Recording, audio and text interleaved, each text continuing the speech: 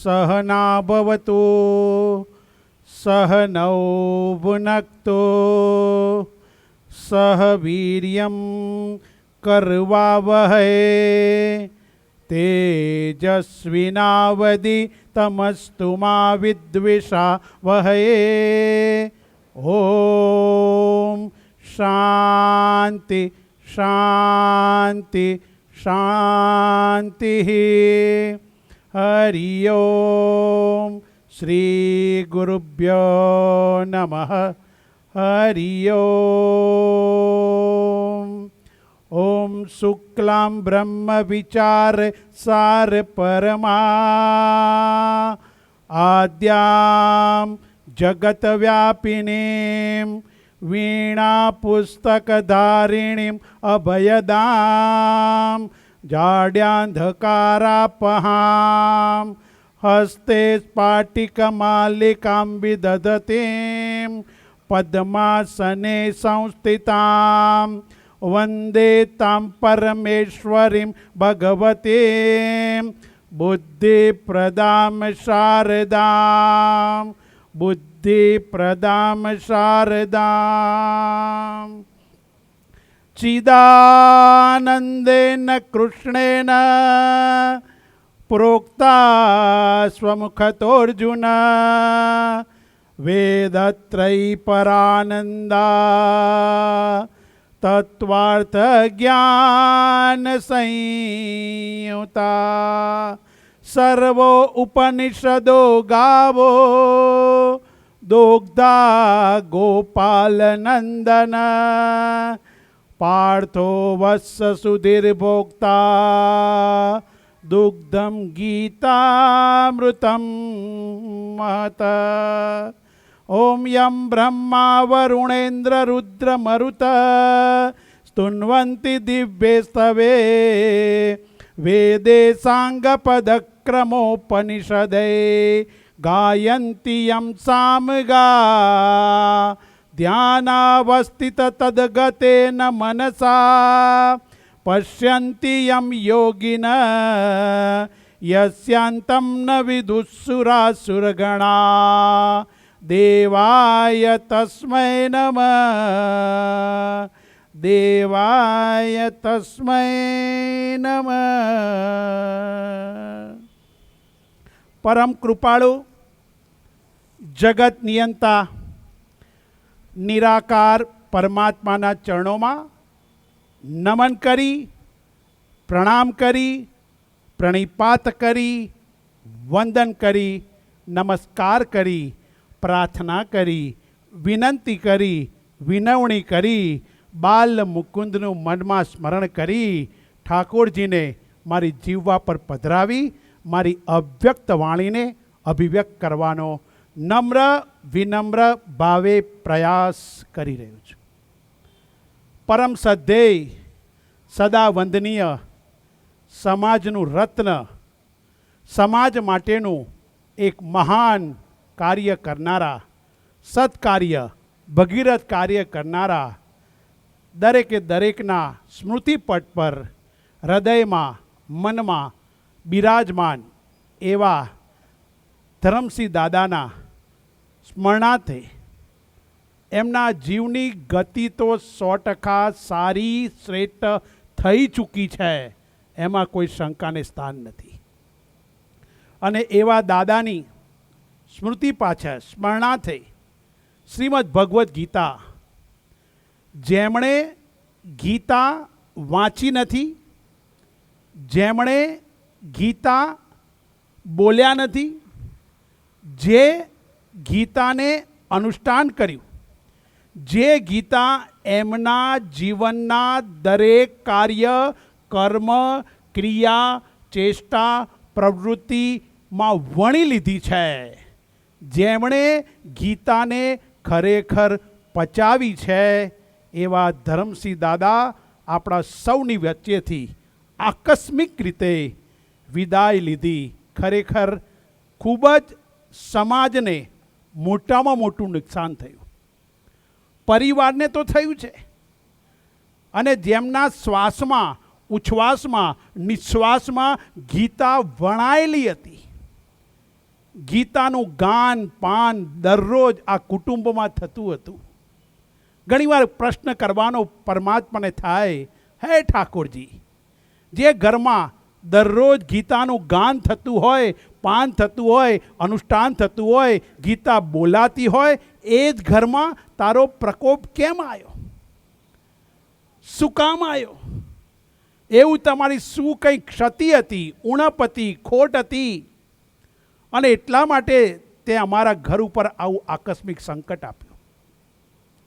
અને એટલા જ માટે કોઈ બી ઘડી ચોઘડિયું પળ હશે હરીશભાઈના મનમાં, શરદભાઈના મનમાં, હાર્દિકભાઈના મનમાં, આ પરિવારના મનમાં એવો વિચાર આવ્યો કે દાદાને જે અતિશય પ્રિય છે, કૃષ્ણને જે 3 વસ્તુ પ્રિય હતી, ગાય, ગોપી અને ગીતા, એ જ દાદાને પણ 3 વસ્તુ પ્રિય. તો આ પરિવારને એવો વિચાર આવ્યો કે આપણે પણ જે થવાનું થઈ ગયું, રોકી શકાયું નહીં, ગમે તેટલા યત્ન પ્રયત્ન કર્યા પણ એને રોકી ન શકાયું. તેમની પાછળ ગીતાનો જ્ઞાન યજ્ઞ કરીએ, ગીતાનું ગાન કરીએ અને શ્રીમદ ભગવદ્ ગીતા એનું ગાન પાન કરતા જઈએ.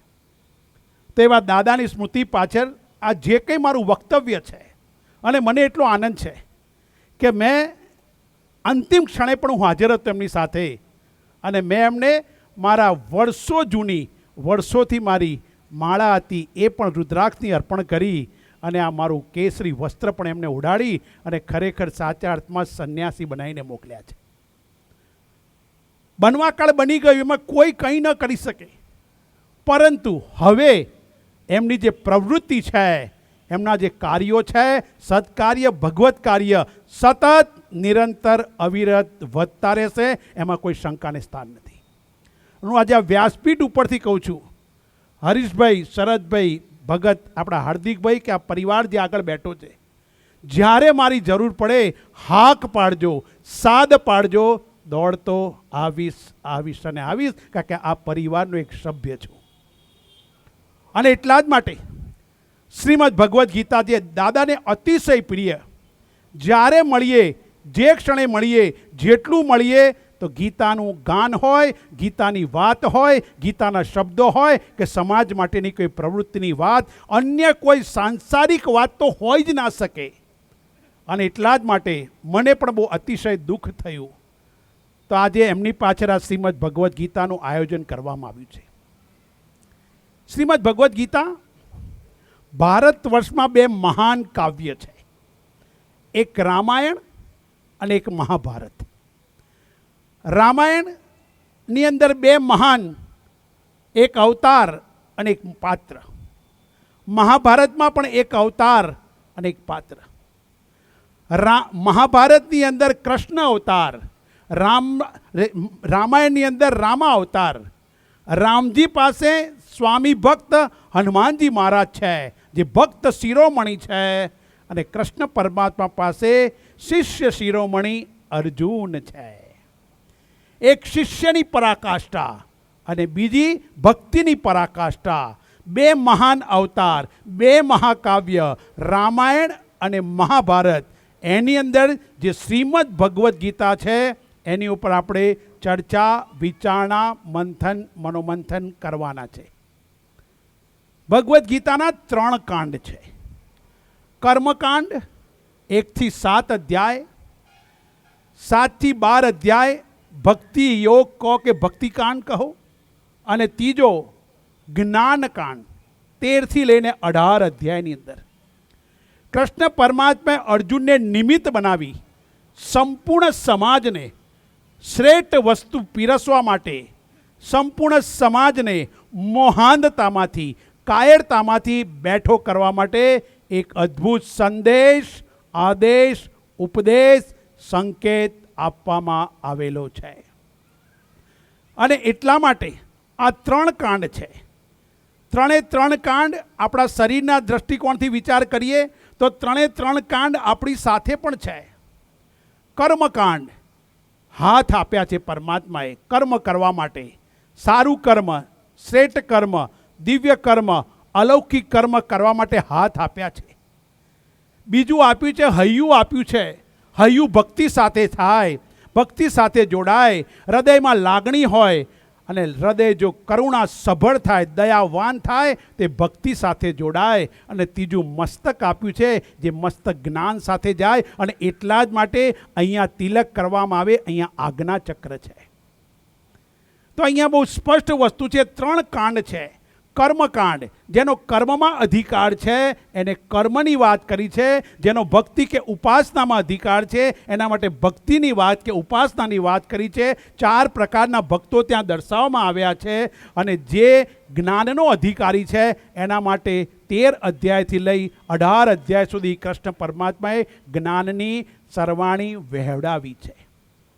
અધિકાર ભેદે સંદેશ આપવામાં આવ્યો છે.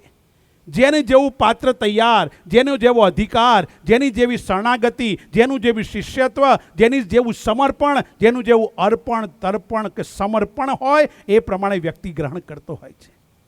અને માટે કબીરે કહ્યું છે, કબીર બહુ સરસ વાત લખતા કહે છે, કબીરા કુઆ એક હૈ, કબીરા કુઆ એક હૈ, પનિહારી અનેક, બર્તન સબકે ન્યારે ન્યારે, પાણી સબ में एक है. આહા, કોઈ પણ સંદેશ હોય, આદેશ હોય, ઉપદેશ હોય કે સંકેત હોય, ભિન્ન ભિન્ન મુખેથી બોલાય, ભિન્ન ભિન્ન વક્તા હોય, પણ દરેકનું તત્વ કે અંતિમ ડેસ્ટિનેશન, ફાઇનલ ગંતવ્ય સ્થાન હોય તે પરમ તત્વ છે. અને પરમાત્માના તત્વ માટે જવા માટે એટલે જ 18મા અધ્યાયમાં મારા વાલા કૃષ્ણ પરમાત્માએ ઘોષણા અને ગર્જના સાથે કહ્યું, ઈશ્વર સર્વભૂતાનામ હૃદય અર્જુન તિષ્ઠતિ. પ્રાણીઓના હૃદયમાં મને અર્જુન તું શોધી લેજે. આવી જ વાત જ્યારે નારદજીએ પૂછ્યું કે ભગવાન તમને શોધવા ક્યાં મારે, ત્યારે કહ્યું, નાહમ વસામી વૈકુંઠે, હું વૈકુંઠમાં નહીં મળું તને. નાહમ વસામી વૈકુંઠે, નાહમ વસામી વૈકુંઠે યોગીનામ હૃદયેન ચ મદ્ભક્તા યત્ર ગાયંતી તત્ત તિષ્ઠામિ નારદ. જ્યાં મારા આવા વાલા ભક્તો બેઠા હશે ને એના હૃદયમાં તું મને શોધી લેજે. આહા, પરમાત્મા દરેકની ભીતર છે ને. એટલે જ ભારતની સંસ્કૃતિ પગે લાગવાની છે. ભારતની સંસ્કૃતિ હાથ મિલાવવાની સંસ્કૃતિ નથી. ભારતની સંસ્કૃતિ પગે લાવવાની. પરસ્પર દેવો ભવ છે. તમારી ભીતર જે પરમાત્મા છે, તમારું નામ ગયું, આકાર ગયું, તમારી ભીતર જે પરમ તત્વ છે એનું હું દર્શન કરું છું. અને એટલા જ માટે ભારતની સંસ્કૃતિ પગે લાગવાની છે.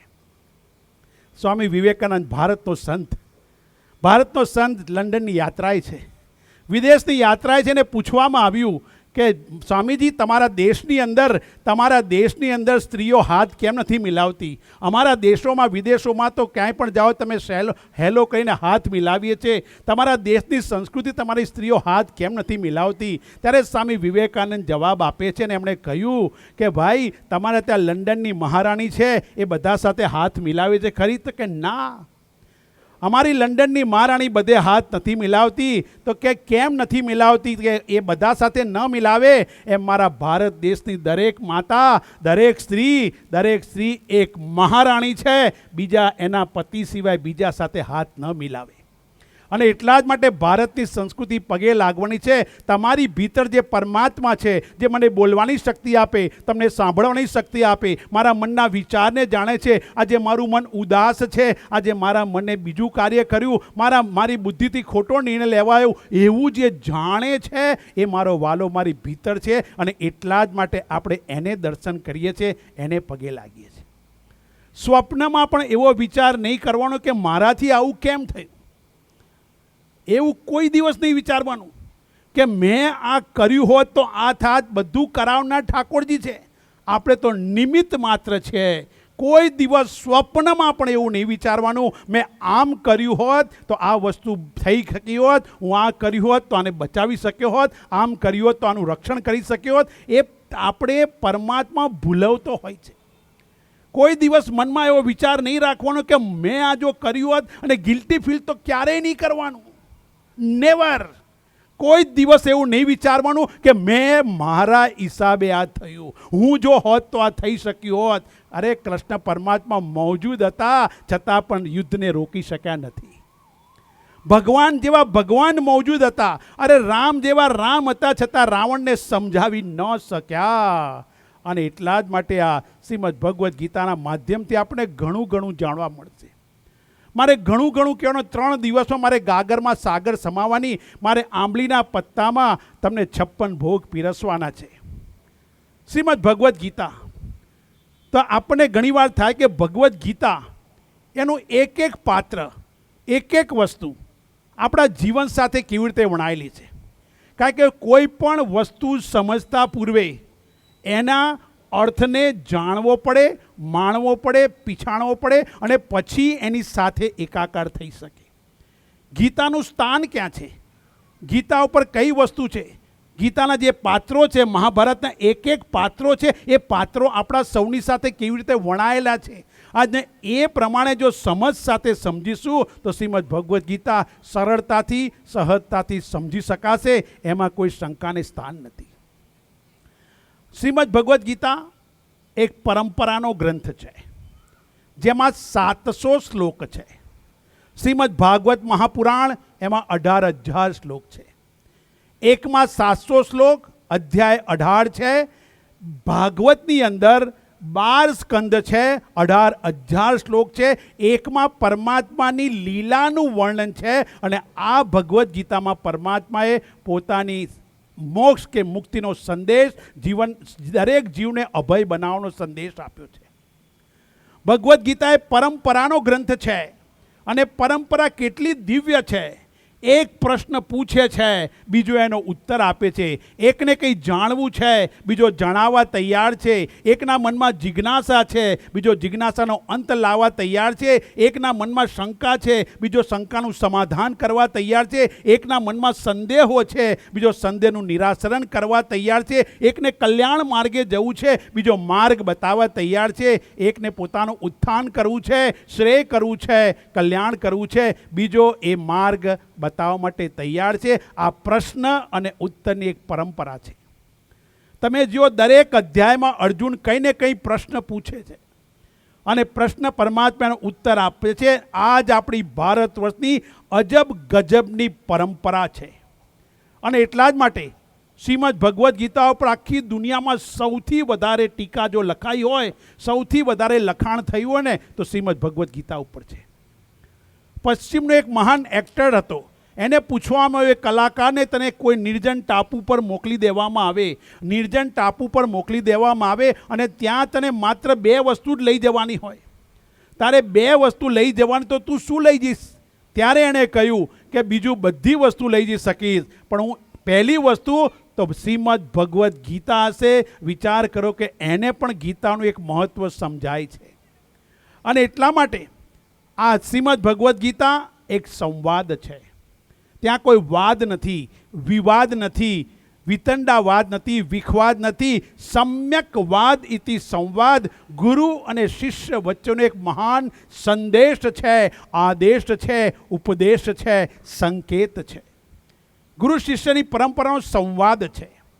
અને આની અંદર ગીતામાં સર્વો ઉપનિષદો ગાવો, દોગ્ધા ગોપાલ નંદન. પરમાત્મા રૂપી એક ગાયનું દોહન કર્યું ઉપનિષદોનું અને પાર્થો વત્સ સુધીર ભોગતા સાચા શ્રોતાઓને અમૃત પાવાનું કામ શ્રીમદ ભગવદ્ ગીતા કરે છે. હવે આપણે શંકા થાય કે આટલું ઘરેણું અદ્ભુત છે, દિવ્ય છે, તો આ ઘરેણું છુપાયું છે કાં? એના 700 શ્લોક છે. 700 શ્લોકનું રહસ્ય શું? એમાં કોણ કેટલા શ્લોક બોલે છે? તો કહે છે આ શ્રીમદ ભગવદ્ ગીતા ભીષ્મ પર્વમાં, મહાભારત જેવા મહાકાવ્યના મધ્યમાં આવેલું છે. અને મધ્યનું મહત્ત્વ છે સાહેબ. વિચાર કરો, આ મહાકાવ્યના એટલે મહાભારતના મધ્યમાં ભીષ્મ પર્વની અંદર 25 અધ્યાયથી 42 અધ્યાય વચ્ચે આ ગીતા રૂપી ઘરેણું છુપાયું છે. અહીંયા મધ્ય શબ્દ બહુ મહત્ત્વનો છે. અને તમે જો ગીતાની સ્તુતિ કરતા હો, તેમાં આવે છે પાર્થાય પ્રતિબોધિતામ ભગવતામ વ્યાસેન ગ્રથિતામ પુરાણ મુનિનામ મધ્યે મહાભારતમ. મધ્યમાં છે.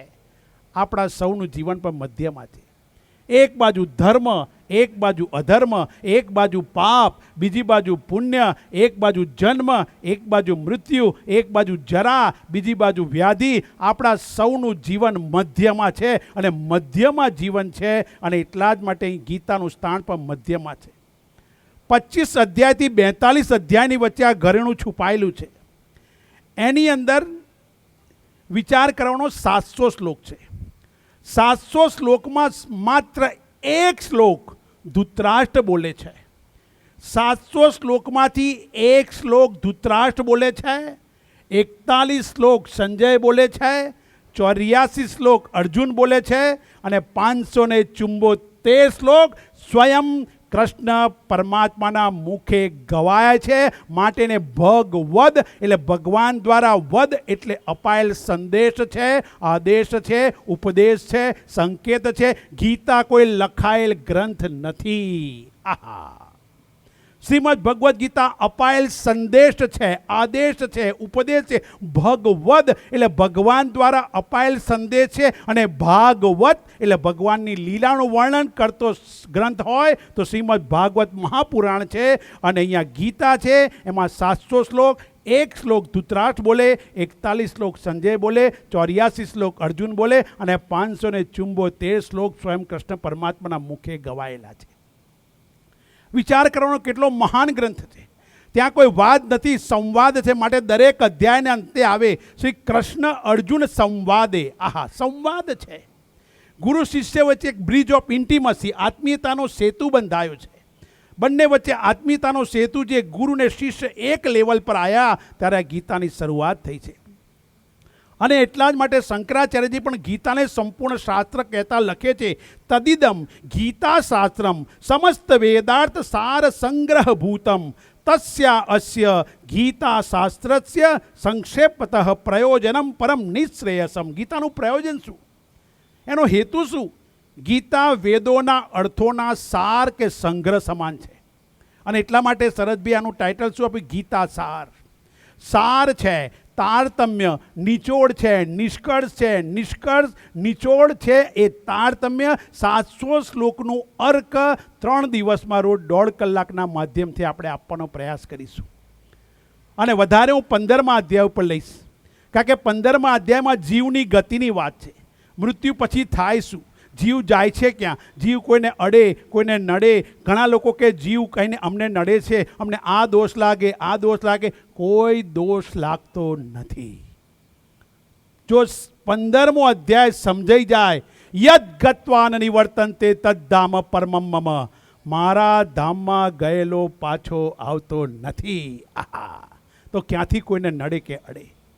અરે 15મા અધ્યાયમાં તો કેટલી અદ્ભુત વાત. ઉત્ક્રામંતમ સ્થિતમ વાપી ભુંજા નંબા ગુણાન્વિતમ. અહીંથી જીવનું ઉત્ક્રમણ થયું અને બીજી જગ્યા પર સંક્રમણ થઈ જતું હોય તો ક્યાંથી કોઈને નડે કે અડે? હું કાયમ માટે કહું છું, કોઈ દિવસ એવા વહેમમાં ક્યારેય ન આવતા. પરમાત્મા તમારી સાથે છે. કાળિયો ઠાકર મારી સાથે બેઠો છે, પરમાત્મા મારી સાથે છે. દુનિયાની કોઈ તાકાત મારો વાળ વાંકો કરી શકશે નહીં. દ્રૌપદી પાસે સમાજના મહાન 5 મહારથી પતિ હતા. અદ્ભુત હતા, સુરવીર હતા, મહાવીર હતા, રણવીર હતા, રણધીર હતા. છતાં પણ સાચો સગો મારો સાંભળ્યો, મારો પરમાત્મા મારી સાથે છે, મારો કાળિયો ઠાકર મારી સાથે છે. દુનિયાની કોઈ તાકાત મારો વાળ વાંકો કરી શકે તેમ નથી. પણ અદ્ભુત શ્રદ્ધા જોઈએ, વિશ્વાસ જોઈએ, નિષ્ઠા જોઈએ. હું તો કાયમ માટે કહું છું, પેલી સબરીને કેટલી નિષ્ઠા હશે. મારી વાલી સબરીને એક ઋષિ મુનિએ કહ્યું, એક સંતના વચનમાં શ્રદ્ધા રાખી સબરીએ, તારા દરવાજે રામ આવશે. આહા, સબરીએ શ્રદ્ધા રાખી કે મારા દરવાજે રામ આવશે. હા, તારા દરવાજે રામ આવશે. અને સબરીની શ્રદ્ધા, સબરીની પ્રતીક્ષા રામને એના દરવાજા સુધી ખેંચીને લઈ ગઈ. અને એટલું જ નહીં, એના એઠા બોર પર રામે ખાધા છે. વિચાર કરવાનો પરમ તત્વ. પરમાત્મા એના દરવાજે સામેથી ગયા. અને માટે કવિઓ લખતા કહે છે, રામનું સ્વાગત કરતાં કરતાં ઋષિઓ જાપ જપતા રહી ગયા. રામનું સ્વાગત કરતાં કરતાં ઋષિઓ જાપ જપતા રહી ગયા. એઠા બોર અમર કરીને રામ સબરીના થઈ ગયા. કેટલી અદ્ભુત વાત કરી છે. આજે સબરીની સાથે રામ જોડાઈ જાય અને સબરીના એઠા બોર સબરીને અમર કરી ગયા. પરમાત્મા ભાવનો ભૂખ્યો છે ને એટલા માટે અહીંયા આગળ કહે છે, ગીતા શાસ્ત્ર સંપૂર્ણ અર્થોના સાર સંગ્રહ સમાન છે. ગીતા શાસ્ત્રનું પ્રયોજન પરમ કલ્યાણકારી છે, મોક્ષ પ્રદાન કરનારું છે. સમાજને મોહાંધતામાંથી, કાયરતામાંથી બેઠો કરવાનું શ્રેષ્ઠ જો શાસ્ત્ર હોય તે ગીતા છે. અને જીવ જ બ્રહ્મ છે. અહમ બ્રહ્માસ્મિનો ઉદ્ગાર એ શ્રીમદ ભગવદ્ ગીતા આપે છે. અને એટલા જ માટે એને સંપૂર્ણ શાસ્ત્ર કહેવામાં આવે છે. અને એટલે જ ગીતાની અંદર એને બ્રહ્મ વિદ્યા કહેવાય છે. બ્રહ્મ વિદ્યાયામ, દરેક અધ્યાયને અંતે આવે 1 થી 6 અધ્યાય કર્મની વાત, જેનું કર્મ લક્ષ્ય, જેના જીવનનું લક્ષ્ય કર્મ છે, કર્મઠ લોકો, પ્રવૃત્તિ વર્કોહોલિક કહેવાય જેને કર્મ, પણ કર્મ કેવી રીતે કરવું, કર્મ કોને કહેવાય, વિકર્મ કોને કહેવાય, અકર્મ કોને કહેવાય, સંચિત કર્મ કોને, પ્રારબ્ધ કર્મ કોને, આગામી કર્મ કોને, ક્રિયમાણ કર્મ કોને, નિત્ય કર્મ, નૈમિતિક કર્મ, કામ્ય કર્મ, આ જેટલા પણ કર્મ છે એ કેવી રીતે કરવા, કર્મ કરતાં કરતાં કર્મના ફળમાંથી મુક્તિ કેવી રીતે મેળવવી, એ જ અહીંનો ગીતાનો સંદેશ. એના માટે કર્મયોગની વાત કરી. એટલા જ માટે બીજા અધ્યાયમાં કહ્યું ને, કર્મણી એવ અધિકાર મા ફલેસુ કદાચન.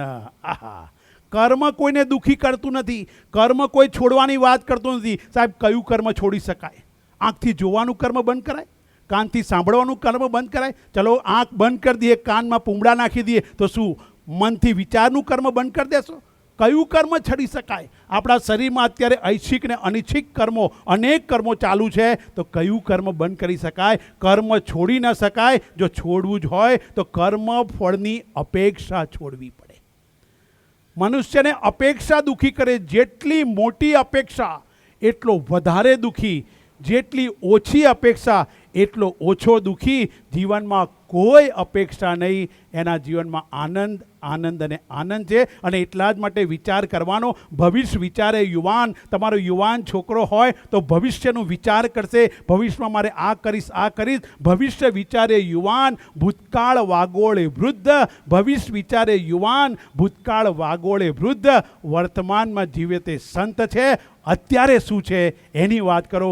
ભૂતકાળ ગયો, ભવિષ્ય મારા હાથમાં નથી, પણ વર્તમાન મારી પાસે છે. મારા વર્તમાનને જો સુધારી લઉં તો મારું ભવિષ્ય પણ સુધરી જશે અને મારો ભૂતકાળ પણ સુધરી જશે. અને ગીતા આપણને કર્મના યોગના માધ્યમથી આનો સંદેશ આપે છે. જે કંઈ જ ન કરતો હોય એને સકામ કર્મનો સંદેશ આપે. અને પહેલા અધ્યાયની અંદર 1 થી 6 અધ્યાયમાં ત્વમપદ એટલે જીવાત્માના શોધનની વાત કરી. અંતઃકરણ એટલે મન બુદ્ધિનો પહેલો દોષ છે મળ, જે મંદ અધિકારી છે, એના માટે કર્મયોગનો સંદેશ આપ્યો.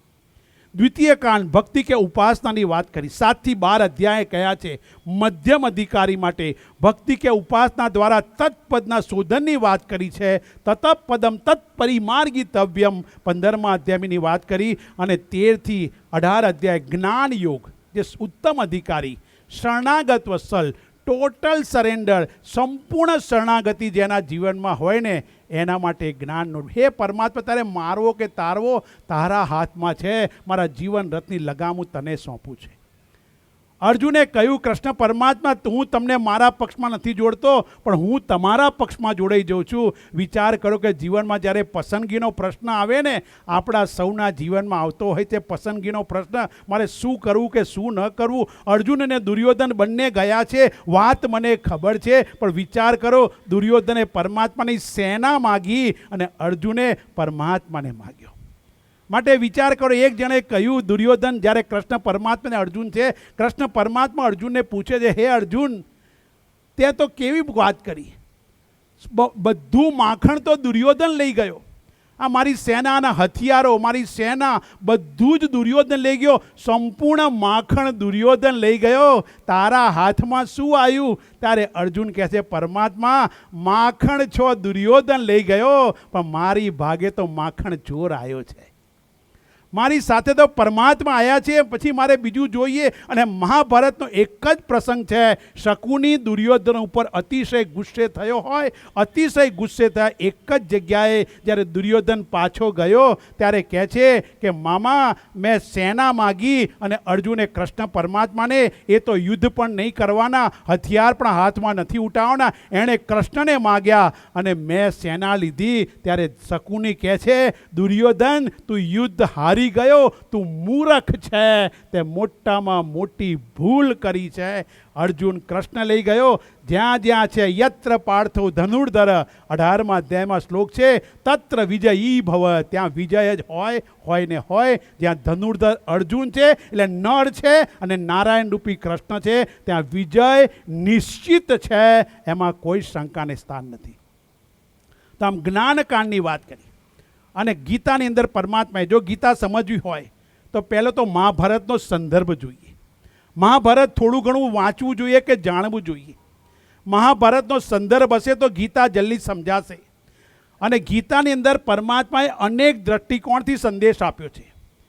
પરમાત્માએ ઘણી વખત પારમાર્થિક દૃષ્ટિકોણથી, સુપ્રીમ રિયાલિટીના દૃષ્ટિકોણથી, અને એ પરમાત્માએ કહ્યું અજો નિત્ય શાશ્વતોયમ પુરાણ. હે અર્જુન, હું અજન્મા છું, નિત્ય છું, મારો ક્યારેય વધ નથી, ક્યારે હું નથી એવું નથી બન્યો. નૈનમ છિંદંતી શસ્ત્રાણી નૈનમ દહતી પાવક. મને અસ્ત્ર કે શસ્ત્ર છેતી કે ભેદી શકે નહીં. છેદી જાય શરીર, ભેદાઈ જાય શરીર, રાખ પામે શરીર, બળી જાય શરીર, પણ શરીરની અંદર રહેનારું જે પરમ તત્વ છે એનો કદી નાશ થતો નથી. હે અર્જુન, પારમાર્થિક દૃષ્ટિકોણથી મારો જન્મ નથી, હું તો અજન્મા છું. આહા, સર્વજ્ઞના દૃષ્ટિકોણ છે તાન્યહમ વેદ સર્વાણી ન ત્વમ વેદ પરંતપ. એ અર્જુન, તારાને મારા અનેક જન્મો થઈ ગયા, હું સર્વને જાણું છું, તું જાણતો નથી. અને પરમાત્માએ 15મા અધ્યાયમાં કહ્યું મમે વાંશો જીવ લોકે જીવભૂત સનાતન. મારો જ સનાતન અંશ આ જીવલોકમાં જીવરૂપ થયો છે. અવતારીના દૃષ્ટિકોણથી કહ્યું. પરમાત્માનો દૃષ્ટિકોણ જુઓ, સ્ટેન્ડ પોઈન્ટ જુઓ, અભિગમ જુઓ.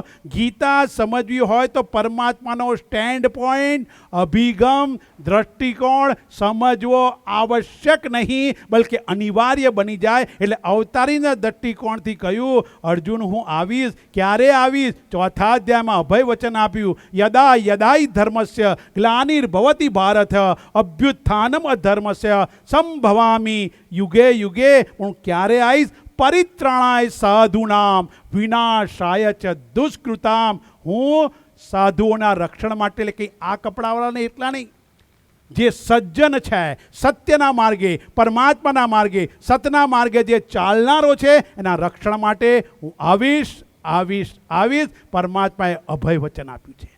શરીરના દૃષ્ટિકોણથી કહ્યું ભક્તોસી મેં સખા ચેતી રહસ્ય એતત ઉત્તમમ. કોઈ ભક્ત અને ભગવાન ક્યારે હોય, મિત્ર ક્યારે હોય, સખા ક્યારે હોય? શરીરના દૃષ્ટિકોણથી હોય. તો પરમાત્માએ શરીરના દૃષ્ટિકોણથી કહ્યું છે. સગુણ બ્રહ્મના દૃષ્ટિકોણથી કહ્યું મયા સક્ત મના પાર્થ યોગમ યુંજ મનાશ્રય. હે પાર્થ, તું મારામાં પ્રીતિયુક્ત મનવાળો થા અને મારો આશ્રય લઈ યોગમાં જોડાઈ જા, તો તારું જીવન કલ્યાણ થશે. એમાં કોઈ શંકાને સ્થાન નથી. પરમાત્માએ અનેક અભય વચનો આપ્યા છે. હવે મહાભારતના એક એક પાત્રો આપણા સૌની સાથે જોડાય છે. હું ગીતાની ઉપર આવીશ અને ગીતાનો સંપૂર્ણ ગીતાનો સાર કહીશ. પહેલાં એક એક પાત્રો સમજી લઈએ. દરેકે દરેક પાત્રો આપણા સૌની સાથે, સમાજની સાથે જોડાયેલા છે. યુધિષ્ઠિર તો કહે છે ભાઈઓને દુઃખ થાય એવું બોલીશ નહીં, મારા ભાઈઓને દુઃખ થાય એવું કદી બોલીશ નહીં. ભીષ્મ, વિચાર કરો, પ્રતિજ્ઞા લીધી અને પ્રતિજ્ઞા લીધી અખંડ બ્રહ્મચર્ય. હસ્તિનાપુરના સિંહાસન ઉપર જે કોઈ પણ બેસશે એનું રક્ષણ કરીશ. અને વિચાર કરવાનો, ભીષ્મ પાસે ઈચ્છા મૃત્યુનું વરદાન હતું. લાંબુ એને કોઈ મારી શકે તેમ નહોતું. ભીષ્મ ઘણું લાંબુ જીવ્યા. કેટલું જીવ્યા એ મહત્વનું નથી, પણ કેવું જીવ્યા એ મહત્વનું છે. આ ધરમસિંહ કાકાનું જીવન એ આપણા સૌના માટે એક દ્રષ્ટાંત સમાજ છે. આપણા સૌના માટે કેને સિદ્ધના લક્ષણો, જે ઊંચામાં ઊંચો વ્યક્તિ હોય, શ્રેષ્ઠ પુરુષના લક્ષણો આપણા જેવા સાધક માટે સાધન બની જતા હોય.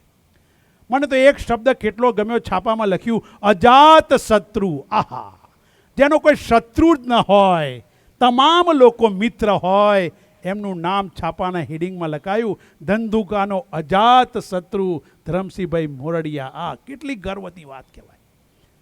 અજાત શત્રુ, છતાં પણ પરમાત્માની કૃપા કે પરમાત્માની કોઈ લીલાને કે આપણે કોઈ જાણી શકતા નથી.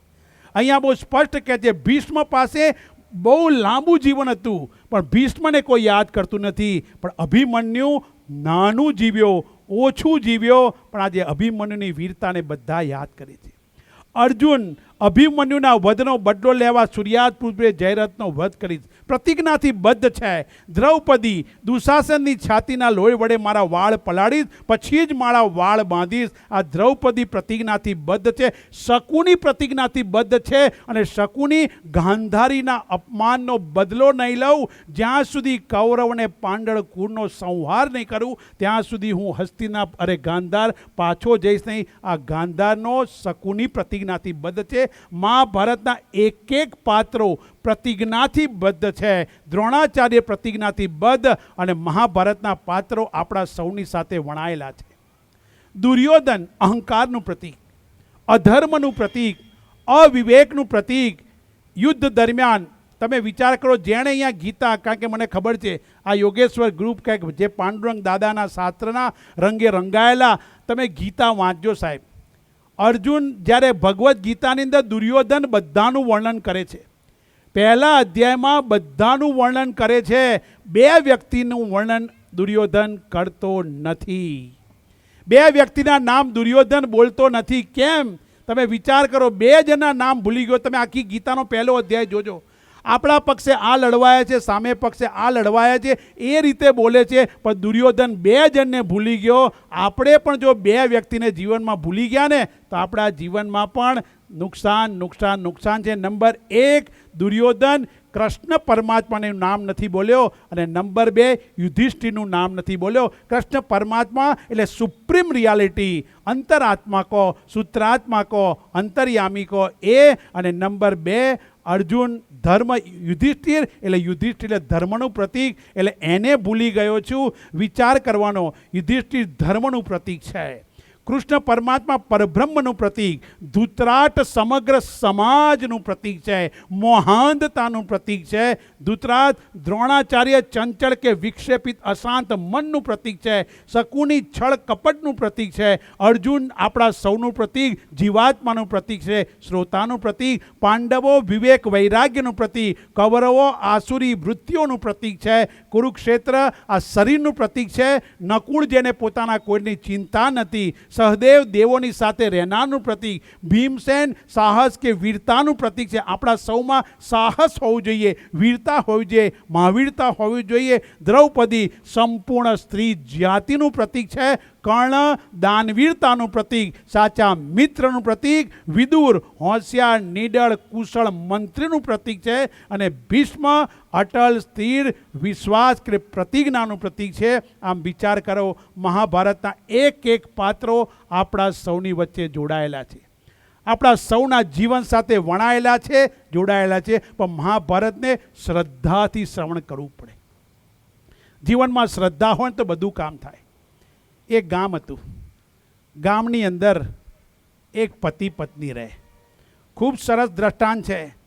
આ દ્રષ્ટાંત મેં જ્યારે જીવનમાં વાંચ્યું ને ત્યારે પરમાત્મા માટે આટલી શંકા હતી કે મારું પોષણ કરશે કે કેમ, એ શંકા દૂર થઈ ગઈ. હૃદયમાં લખી લેવા જેવું દ્રષ્ટાંત છે. ગીતાના સિદ્ધાંતો સાથેનું દ્રષ્ટાંત છે. એક પતિ પત્ની, બંને જણા સામાન્ય કુટુંબ. બંનેના ત્યાં સંતતિ નહોતી. એમને કોઈ સંતાન નહોતું. બંને પતિ પત્ની ધર્મનું કાર્ય કરે. ધીરે ધીરે સત્સંગ કર્યો, ભજન કરે, કીર્તન કરે. એમ કરતાં કરતાં બંને પોતાનું જીવન ચલાવતા હતા. સત્સંગ કરે એટલે લોકો આવે, કોઈ ફળ લાવે, ફૂલ લાવે, વસ્ત્ર આપે, દાન આપે, પણ પોતાના ખપ પૂરતું રાખી અને બધું જ વહેંચી દે. જેને અયાચક વ્રત કહેવાય. સુદામદેવને યાચક વ્રત હતું. પોતાની પાસે જેટલું આવ્યું પોતાના ખપ પૂરતું રાખી બધું પાછું આપી દે. આવતીકાલની ચિંતા કાળિયો ઠાકર કરે. પતિ પત્નીનું જીવન આવી રીતના બંને જણા પોતાનું જીવન ચલાવતા. જે આવ્યું પોતાના ખપ પૂરતું રાખી અને બધાને વહેંચી દે. પછી બીજે દિવસથી ચાલુ કરે. એક વખત પત્નીના મનમાં શંકા થઈ. મારી ઉંમર થઈ, એમની પણ ઉંમર થઈ, પાસે પૈસો નથી, કશું બચાયું નથી, બીમાર પડ્યા તો થશે શું? બીમાર પડ્યા તો ડૉક્ટર પાસે જવું પડશે, ડૉક્ટર પૈસા હશે તો સારવાર કરશે. એણે પત્નીએ એકવાર પત્નીના મનમાં આવી શંકા આવી તો પતિ પાસે કંઈ ભેટ આવી હતી. ભેટ લઈ અને પતિના ઓશિકા નીચે મૂકી છે. થોડા પૈસા કાઢી લીધા, પતિના ઓશિકા નીચે મૂક્યા અને બંને સાંજે પ્રસાદ લીધો, જમવા માટે બેઠા. જમીને જ્યારે સૂવા માટે જાય, આજે આંખમાં નીંદર નથી. આમથી તેમ પડખા ફરે છે. રોજ તો બંને પડે એવા સૂઈ જાય, પણ આજે નીંદર આવતી નથી. 10 વાગ્યા, 11, 1 વાગ્યો, હવે પત્નીથી રહેવાયું નહીં. પત્ની ઊભી થઈ, લાઇટ ચાલુ કરીને કહે, નાથ આજે તમને ઊંઘ નથી આવતી, કંઈ થયું લાગે છે. હા, મને પણ એવું લાગ્યું, રોજ તો પડું એવો સૂઈ જાઉં છું, આજે શું થયું કે ઊંઘ નથી? પત્નીએ કહ્યું, લાય કહેવા દે. એણે કહ્યું, નાથ આજે મારી કદાચ ભૂલના હિસાબે તમને ઊંઘ નહીં આવતી હોય. કે શું થયું? તો કે મેં તમારા ઓશિકા નીચે પૈસા મૂક્યા, આજે જે તમને ભેટ આવી હતી એ ભેટ કાઢી અને તમારા ઓશિકા નીચે મૂકી છે. મને એમ કે તમને 80 થયા, મને 75 થયા, બીમાર થઈએ તો ડૉક્ટર પાસે જવા પૈસા જોઈએ. ત્યારે પતિએ કહ્યું, ત્યાં શું કર્યું? ત્યાં શું કર્યું? તું વિચાર કર. તારી પરમાત્મામાંથી નિષ્ઠા ઉઠી ગઈ, શ્રદ્ધા ડગી ગઈ, વિશ્વાસ ઉઠી ગયો. ત્યાં શું કર્યું? મારો વર્ષોનો નિયમ હતો, જે આવે આપણા ખપ પૂરતું રાખી, બાકી બધું વેચી દેતા હતા. આ તે શું કર્યું? જ્યાં ઊભી થા, આ પૈસા લે, બહાર નીકળ, જે મળે આપી આય. નાથ શિયાળાની રાત છે, અમાસનું અંધારું છે, કાલે સવારે આપી દી. ના, તું અત્યારે જ જા. પત્ની પૈસા લઈ દરવાજો ખોલીને બહાર નીકળી. 1 4 રસ્તા, 2 4 રસ્તા, ત્યાં એક ભિખારી જેવો ફકીર ત્યાં બેઠો હતો. એ ફકીરના છાલિયામાં પૈસા નાખી અને દોડતી પાછી આવી. ઘરે આવી દરવાજો બંધ કરીને બેઠી. પતિએ કહ્યું, તને કોઈ મળ્યું ખરું? તને કોઈ મળ્યું ખરું? તું આ પૈસા લઈને ગઈ? હા ના, 1 4 રસ્તે 2 4 રસ્તે જવું પડ્યું. વિચાર કરો કે એટલે જતાં એક ભિખારી મળ્યો, એના છાલિયામાં પૈસા નાખીને આવી. પતિ કે બસ હું તને એ જ કહું છું, પરમાત્મામાં વિશ્વાસ રાખ, નિષ્ઠા રાખ, તારી શ્રદ્ધા રાખ. જે વ્યક્તિ અડધી રાતે તારું દાન લેવા આવ્યો છે, જરૂર પડશે માર્યો કાળ્યો ઠાકર કોઈને મદદ કરવા નહીં મોકલે.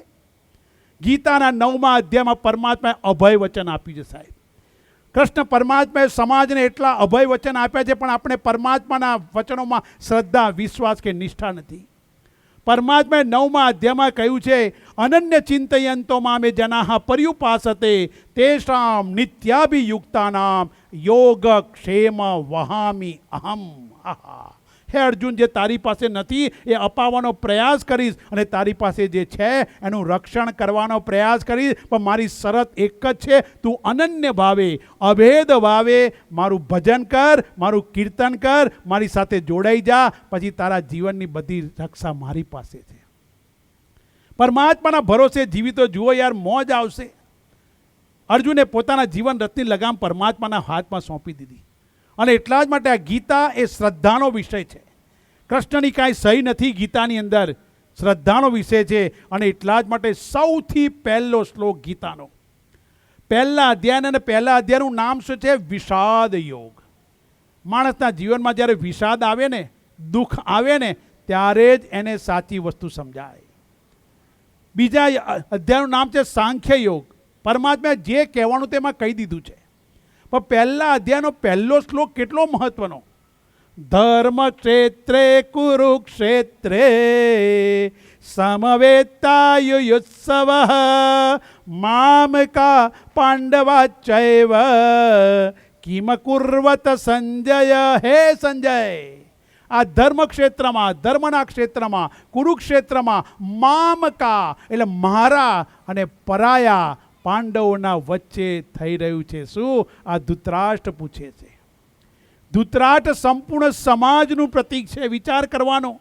અહીંયા એ વસ્તુ સમજાવે છે, હે સંજય, ધર્મભૂમિમાં કુરુક્ષેત્રમાં એકઠાએ થયેલા યુદ્ધ કરવાની ઈચ્છાવાળા મારા તેમજ પાંડુના પુત્રો એ શું કર્યું? આહા, ધૃતરાષ્ટ્ર બેઠો છે ક્યાં?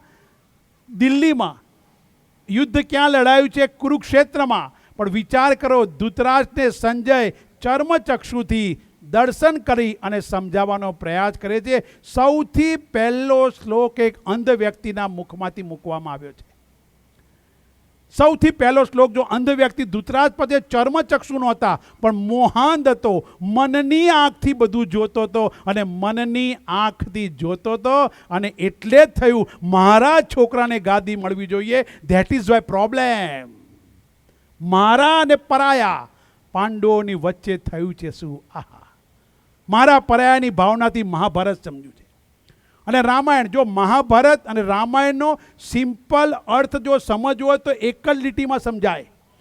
એક વસ્તુ માનો, જ્યાં મારું મારું મારું છે ત્યાં મહાભારત છે, જ્યાં તારું તારું તારું છે ત્યાં રામાયણ છે.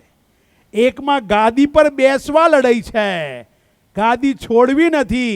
બીજામાં ગાદી છોડવા માટેનો ઝઘડો છે. આહા, રામાયણ. અને એટલે જ કૃષ્ણ પરમાત્મા શું છે કે જ્યાં મારું મારું મારું છે એને હું મારું મારું મારું છું, અને જ્યાં તારું તારું તારું છે એને હું તારું તારું ને તારું છું. એટલે જ 12મા અધ્યાયમાં અભય વચન આપ્યું, તેષામ અહમ સમુદ્ધરતા મૃત્યુ સંસાર સાગરાત. આ સંસારરૂપી સાગરથી તને તારી દીશ અર્જુન. શરત માત્ર એકલી છે કે અનેક પ્રકારના ભક્તોની વાત ત્યાં કૃષ્ણ પરમાત્માએ કીધી છે. અહીંયા મારા અને પરાયામાંથી થયું શું? પહેલો શ્લોક એક અંધ વ્યક્તિના મુખમાંથી મૂક્યો છે વ્યાસજીએ. કેમ? કારણ કે સંપૂર્ણ સમાજ મોહાંધ છે, મોહાંધ છે, કાયરતાથી ભરેલો છે સમાજ. એને બેઠો કરવા માટે અહીંયા કૃષ્ણ સૌથી પહેલો શ્લોક. તમારે કોઈ દુકાનનું ઉદ્ઘાટન કરવું હોય તો દુકાનના ઉદ્ઘાટનમાં વિચાર કરો. તમે દુકાનના ઉદ્ઘાટનમાં સારામાં સારા માણસને બોલાવો કે નહીં? અલા કે ના તો કહો. તમે સારામાં સારા વ્યક્તિને બોલાવો, પણ અહીંયા આટલી મહાન મોક્ષનો સંદેશ, અભયતાનો સંદેશ આપવાનો ગ્રંથની શરૂઆત એક અંધ વ્યક્તિના મુક્તિ કરાવવામાં આવે છે. ધૃતરાષ્ટ્ર માત્ર એક શ્લોક બોલ્યો અને એની ઉપર બીજા 699 શ્લોકનું આખું ચાલે છે. અને એટલા માટે અહીંયા ગાડી પહેલા અધ્યાયની અંદર સૌથી પહેલો વિષાદ, અને કહે છે કે હે સંજય, કહે છે પાંડવોની સેના વ્યૂહમાં ગોઠવાઈ છે. આખી સેનાનું વર્ણન છે.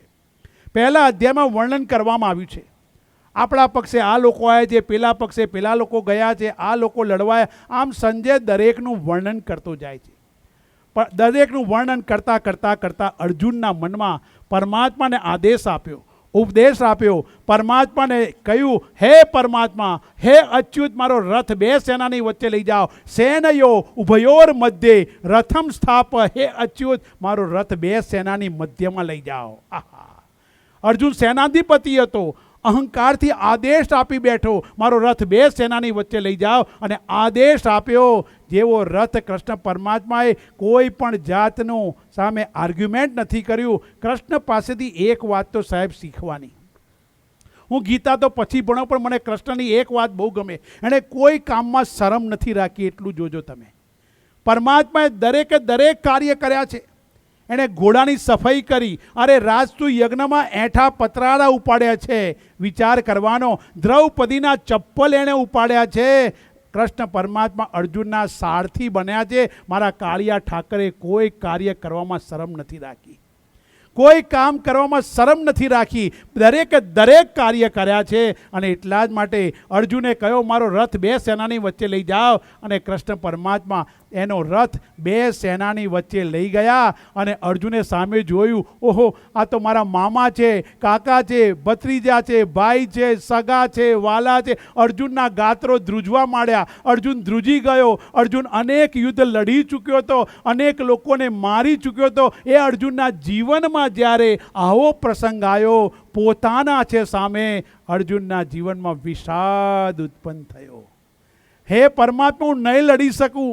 આ તો મારા છોકરાઓ છે, આ છે કાકા, મામા, સસુર છે, મારા જ લોકોની સામે મારે યુદ્ધ કરવાનું. અત્યાર સુધી અર્જુન અનેક યુદ્ધ લડી ચૂક્યો હતો, પણ એ જ અર્જુનના જીવનમાં જ્યારે પોતાના જીવનમાં આવ્યું ત્યારે એને દુઃખ અને દુઃખ થયું. હું કાયમ માટે એક શબ્દ કહું છું, જેની ગોદડી ગઈ હોય ને એને ઠંડી લાગે. ગમે તે કહીએ, જેની ગોદરી જાય એને જ ઠંડી લાગે. અહીંયા અર્જુન અનેક યુદ્ધ લડી ચૂક્યો હતો, પણ એ જ અર્જુનના જીવનમાં આવ્યું. સામે પોતાના જોયા એટલે અર્જુનના જીવનમાં મોહ આવ્યો. મોહાશક્તિથી ઘેરાઈ ગયો. ભગવાન, હું નહીં લડી શકું. સિદંતી મમ ગાત્રાણી રોમ હર્ષસ્ય જાયતે ગાંડીવમ સંસતે હસ્તાત બ્રહ્મતીવ ચ મે મનઃ. હે પ્રભુ, મારું મન ભમી રહ્યું છે, હું નહીં લડી શકું. મારા હાથમાં બળતરા થાય છે, ગાંડીવ મારા હાથમાંથી પડી જાય છે, મારું મન ભમી રહ્યું છે, મને ચક્કર આવે છે, હું લડવા માટે સક્ષમ નથી. આવું કહીને અર્જુન રથના પાછળના ભાગમાં બેસી ગયો, દુઃખી થઈ ગયો. કૃષ્ણ પરમાત્મા કશું બોલ્યા નથી. કૃષ્ણ પરમાત્માની આગળ અર્જુન તો અનેક દલીલો કરે છે. ભગવાન ભાઈઓને મારવા એના કરતાં મેં ભિક્ષા માગીને જીવીશ, મારા ગુરુ સામે કોઈ દિવસ બોલાય નહીં અને ગુરુ સામે બાણ ચલાવીશ. હે પરમાત્મા, હું ભિક્ષા માગીને જીવીશ, પણ મારે યુદ્ધ કરવું નથી. અનેક યુદ્ધ કરી ચૂકેલો. અર્જુનના જીવનમાં મોહાંધતા આવી, આસક્તિ આવી, મારા પરાયાની ભાવના જન્મી અને મારા પરાયાની ભાવનાથી આખું મહાભારત જન્મ્યું છે. અર્જુન કહે છે હું નહીં લડી શકું, પરમાત્મા લડીશ નહીં, શું કરીશ? બહુ દુઃખી થઈ ગયો અર્જુન કે અમે લડતા લડતા હે પરમાત્મા, જેની પિંડદાનની ક્રિયા નહીં થાય, વર્ણશંકર પ્રજા થશે, અનેક દલીલો આપે છે. કૃષ્ણ પરમાત્મા શાંતિથી સાંભળે છે અર્જુનની વાતો. અર્જુનના જીવનમાં દુઃખ થયું. જેમ કાળ મીડ અંધકારની રાત્રિમાંથી જેમ પ્રકાશનું એક કિરણ આવે અને વ્યક્તિના જીવનમાં આનંદ આવે, એમ કૃષ્ણ પરમાત્માએ બીજા અધ્યાયના 11મા શ્લોકથી સંદેશ આપવાની શરૂઆત કરી. આદિ શંકરાચાર્યએ પણ શ્રીમદ ભગવદ્ ગીતા ઉપર ભાષ્ય લખવાની શરૂઆત 11મા શ્લોકથી, બીજા અધ્યાયના 11મા શ્લોકથી કરી છે. કારણ કે પહેલા અધ્યાયની અંદર વિષાદ છે અને જીવનમાં દુઃખ આવે ને સાહેબ, ત્યારે જ સાચી વસ્તુની સમજ પડતી હોય છે. જ્યાં સુધી બધું બરાબર ચાલતું હોય ને ત્યાં સુધી સાચી વસ્તુની સમજ આવતી નથી. અને એટલા જ માટે અર્જુનના જીવનમાં વિષાદ આવ્યો, દુઃખ આવ્યું, વિષાદ આવ્યો, દુઃખ આવ્યું અને અર્જુન પરમાત્માને કહે છે હું નહીં લડી શકું.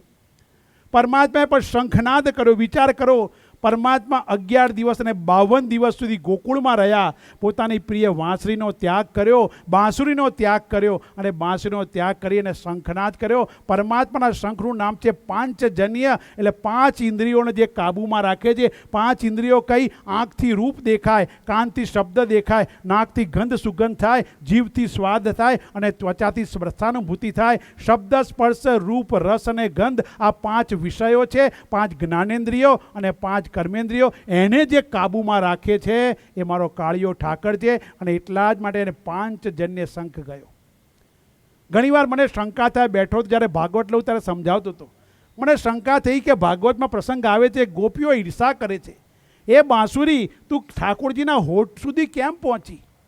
એવું તો તું તારું કાર્ય છે, તું પરમાત્માના હોઠ સુધી પહોંચી.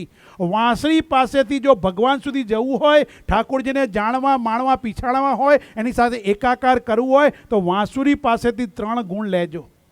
બાંસુરીમાં 3 ગુણ છે. નંબર 1, બાંસુરી અંદરથી પોલી છે, એટલે એનામાં કોઈ પણ જાતનો અહંકાર નથી, હું કરું છું એવું ભાન નથી. નરસિંહે ગાયું હું કરું એ જ અજ્ઞાનતા, શકટનો ભાર જેમ શ્વાન તાણે, અર્થાત અંદરથી પોલી છે. નંબર 2, વાંસળીમાં ક્યાંય ગાંઠ નથી. કોઈના માટે મનમાં, જીવનમાં ગાંઠ નહીં રાખવાની, વાંસળીમાં ગાંઠ નથી. અને નંબર 3, જ્યારે વાંસળી વાગી છે ત્યારે સારી જ વાગી છે. એમ જે બોલો, જેટલું બોલો, જ્યારે બોલો, જ્યાં બોલો, જે જગ્યાએ બોલો, જેવું બોલો, જેના માટે બોલો, હંમેશા શ્રેષ્ઠ બોલો. તો વાંસળી જેમ વાંસળીમાં ગાંઠ નથી, અંદરથી પોલી છે. અને નંબર 3, એ જ્યારે વાગે ત્યારે સુરીલી વાગી છે, એટલે ઠાકોરજીના હોઠ સુધી પહોંચી છે. બીજી વસ્તુ, જેણે જેણે સહન કર્યું છે, સાંભળજો, જેણે જેણે સહન કર્યું છે એનું પણ મૂલ્ય વધારે છે. માટે કવિઓ લખે છે, સહનની આવડતો તો મુસીબતમાં રાહત છે, દિલ જો ભોગવી જાણે તો દુઃખ પણ એક દોલત છે. જેણે સહન કર્યું એ પરમાત્મા સુધી પહોંચ્યા. કેવી રીતે? તો કહે છે, ફૂલોને અત્તરનું પદ પામવાને ઉકળતી કડાઈમાં ઉકળવું પડે છે, થવા બાંસુરી વાંસના ટુકડાને આખા શરીરે વિંધાવવું પડે છે.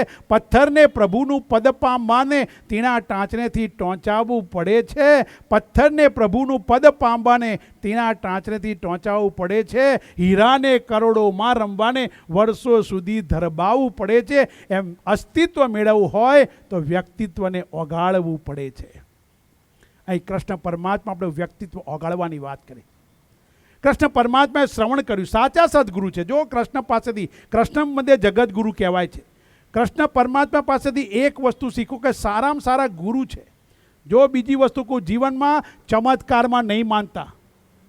ધરમસિંહ કાકા સાથે આટલું મારે કેમ હતું કે હું ચમત્કારમાં માનતો નથી ને એ માનતા નહોતા.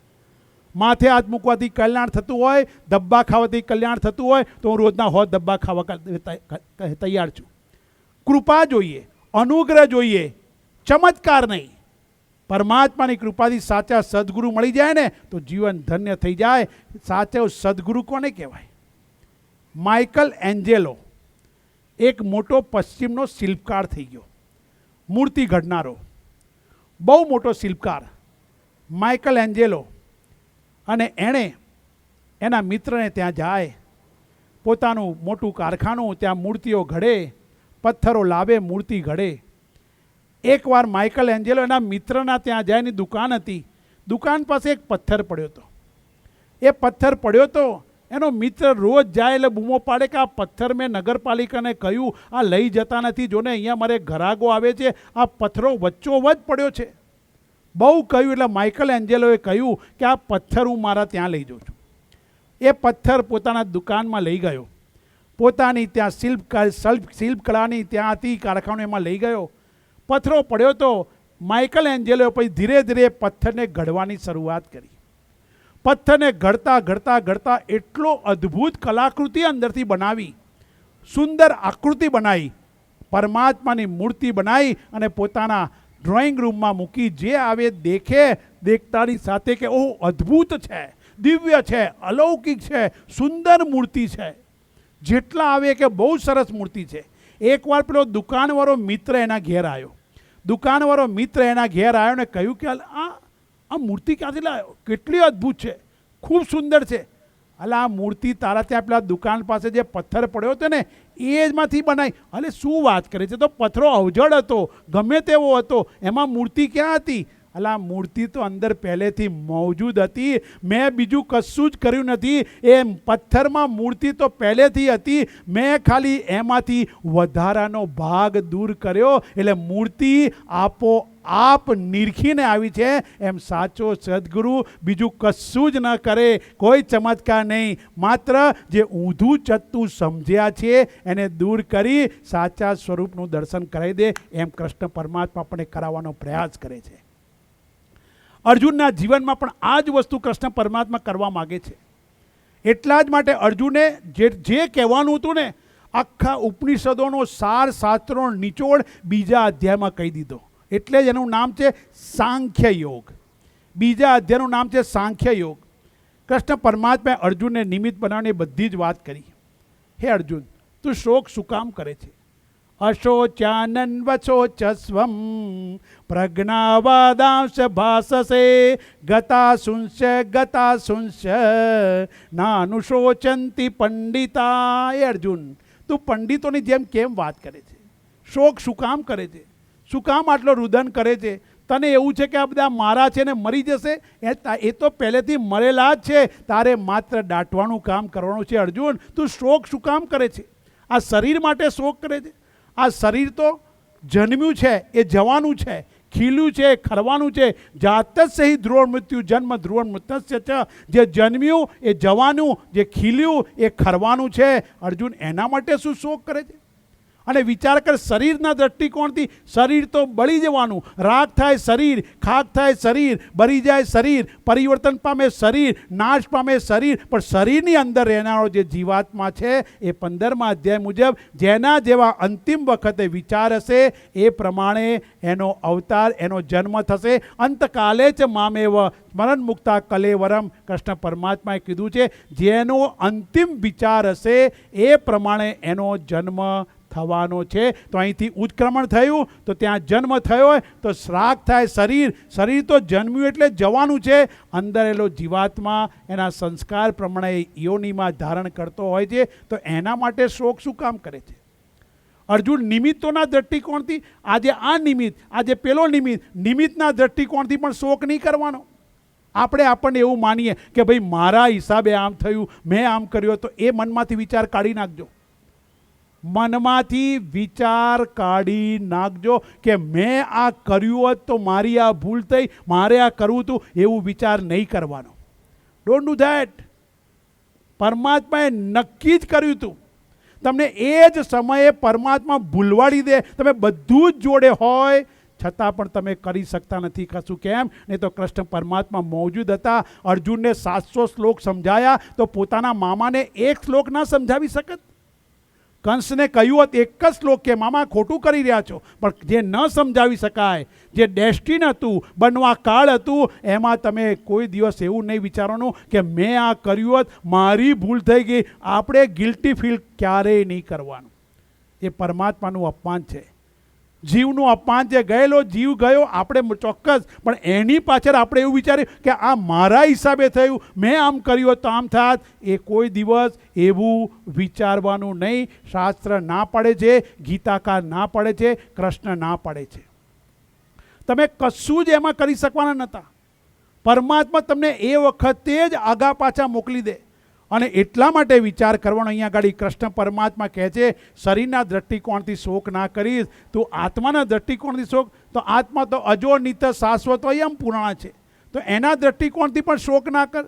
શરીરના દ્રષ્ટિકોણથી નહીં, નિમિત્તના દ્રષ્ટિકોણથી નહીં, આત્માના દ્રષ્ટિકોણથી નહીં, તો જીવાત્માના દ્રષ્ટિકોણથી. જીવાત્મા તો બીજો જન્મ લેવા માટે જાય છે. જેના જેવા સંસ્કાર, જેની જેવી અંતિમ ઈચ્છા હોય એ પ્રમાણે એનો જન્મ થતો હોય છે. એક વસ્તુ યાદ રાખજો, આખા જીવન દરમિયાન તમે જે કર્યું હોય, પણ અંતકાલે છેલ્લા સમયે જે ઈચ્છા પ્રોમિનન્ટ હશે એ પ્રમાણે, જે ઈચ્છા પ્રબળ હશે ને એ પ્રમાણે તમારું જન્મ થવાનો છે. લખી રાખજો.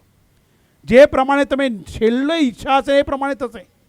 સૌથી શ્રેષ્ઠ દ્રષ્ટાંત હું કંઈ કપોળ કલ્પનાથી કહ્યું, શ્રીમદ ભાગવતનું દ્રષ્ટાંત છે આ.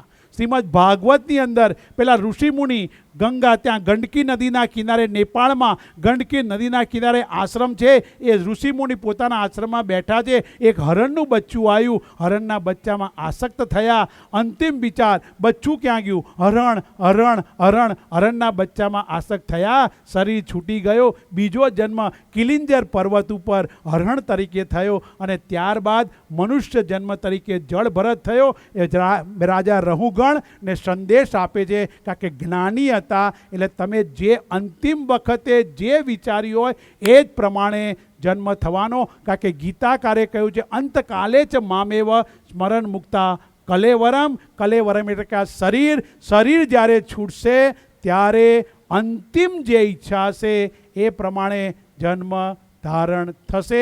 એમાં કોઈ શંકાને સ્થાન નથી. એટલે અર્જુનને નિમિત્ત બનાવીને સંદેશ આપે છે કે અર્જુન, તું આના હિસાબથી શોક ના કરીશ. દરેક દ્રષ્ટિકોણથી અર્જુનને સમજાવે છે, હે અર્જુન તું સમજ, કર્મમાં તારો અધિકાર છે, ફળમાં નહીં. કર્મ કર તું. કર્મ કર્યા વગર કોઈ જીવ રહી શકે તેમ નથી. કર્મણી એવ અધિકાર મા ફલેસુ કદાચન. પણ આપણને ફળ જોઈએ. ફળમાં આપણને ઓછું વધતું મળે ને એટલે આપણે દુઃખી થઈ જઈએ. 3 વિદ્યાર્થી હતા, એ, બી અને સી. 3 વિદ્યાર્થી 10મા ધોરણની પરીક્ષામાં બેઠા. 3 વિદ્યાર્થી 10માની પરીક્ષામાં બેઠા. સૌથી પહેલો જ્યારે રિઝલ્ટ આવ્યું, પરીક્ષા આપી બધાએ, રિઝલ્ટ આવ્યું, બધા લોકો રિઝલ્ટ જોવા માટે ગયા. તો એક છોકરો બહુ રડે. ભાઈ શું થયું? તો કે ભાઈ તું તો ફર્સ્ટ ક્લાસ આવ્યો છે, પહેલો નંબર આવેલો, છતાં રડે છે. ભાઈ કેમ રડે છે તું? કે મારે પહેલો નંબર નહોતો જોઈતો, મારે આખી સ્કૂલમાં અને આખા બોર્ડમાં પહેલો નંબર લાવવો હતો એટલે દુઃખી છે. પહેલાને પહેલો નંબર આખા બોર્ડમાં લાવો તો એટલે દુઃખી છે. એની વધારે અપેક્ષા છે. બીજો દીકરો જે બીજો છોકરો બી નંબરનો, એણે જઈને જોયું તો એની અપેક્ષા ફર્સ્ટ ક્લાસની હતી, પણ એ સેકન્ડ ક્લાસ આવ્યો. એ રડે છે. કેમ ભાઈ? તો કે મારે ફર્સ્ટ ક્લાસ જોઈતો હતો, આ તો સેકન્ડ ક્લાસ આવ્યો. એ પાસ થયો છતાં પણ રડે છે. પેલાની અપેક્ષા ફર્સ્ટ લાવવાની હતી, પેલાની અપેક્ષા ફર્સ્ટ ક્લાસની હતી, પણ સેકન્ડ ક્લાસ આવ્યો, એ પણ દુઃખે છે. ત્રીજો વિદ્યાર્થી મારા જેવો, પાસ થવાની જ કોઈ ચિંતા નહીં. એ તો બેઠેલો શાંતિથી. કોઈ આએ કીધું ભાઈ તું પાસ થઈ ગયો તો નાચવા કૂદવા માંડો. કેમ? કે એને અપેક્ષા જ નથી કે પાસ થાય કે નહીં.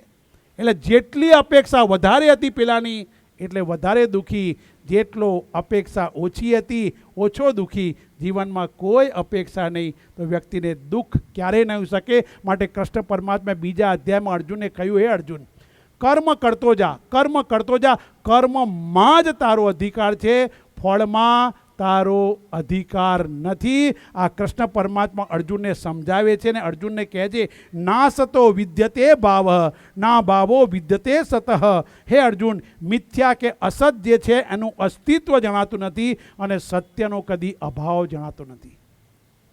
સત્ય પહેલાં પણ હતું, અત્યારે પણ છે અને પછી પણ રહેવાનું. મારું શરીર અમુક વર્ષો પહેલાં નહોતું, અત્યારે છે અને પછી રહેવાનું નથી. એટલે આ શરીર સત્ય કહેવાય નહીં. અને એટલા જ માટે સત્ય સૌથી પહેલું સત્ય જ હતું. સદૈવ સૌમ્ય ઇદમ અગ્ર આસીત, ઉપનિષદો પણ વાત કરે છે. અને એટલા માટે સૌથી પહેલું સત્ય હતું અને સત્યમાંથી સત્ય છે અને એટલે આપણે સૌ સનાતની છીએ. સાહેબ, હું કાયમ માટે કહું, આપણે સનાતની છીએ. સનાતની શબ્દનો અર્થ 15મા અધ્યાયમાં આપ્યો છે.